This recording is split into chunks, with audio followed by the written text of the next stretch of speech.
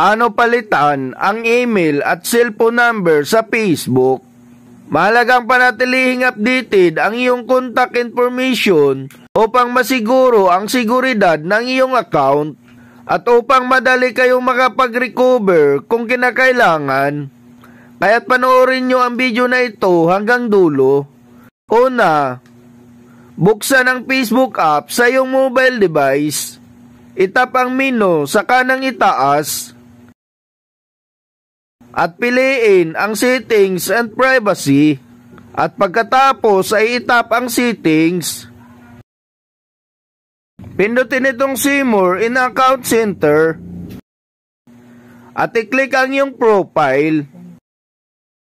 Dito nyo makikita mga idol ang email address at mobile number na nakalink sa inyong Facebook account.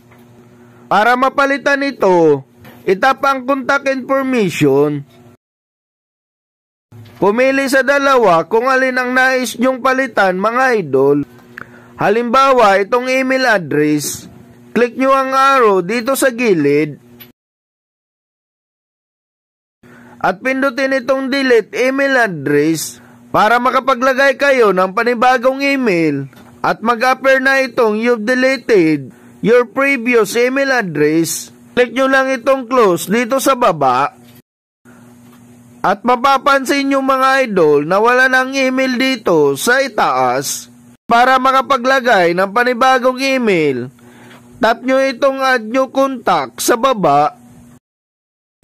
Then add email address. Ilagay nyo na ngayon dito mga idol ang bago nyong email address na nais nyong i-link sa inyong Facebook account. Make sure mga idol na yung ilagay nyong email ay hindi nagamit o nailink sa ibang Facebook account kasi hindi na ito tatanggapin ni Facebook kagaya nito.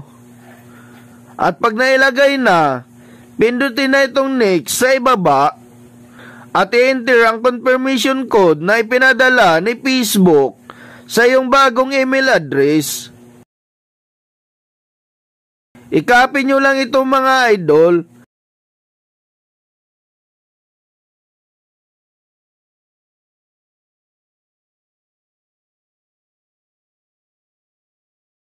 At i-paste dito.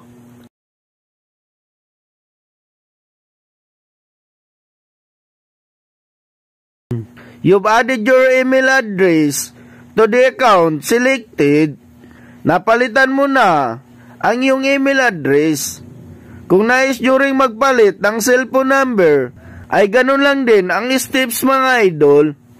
Select nyo na itong inyong existing mobile number.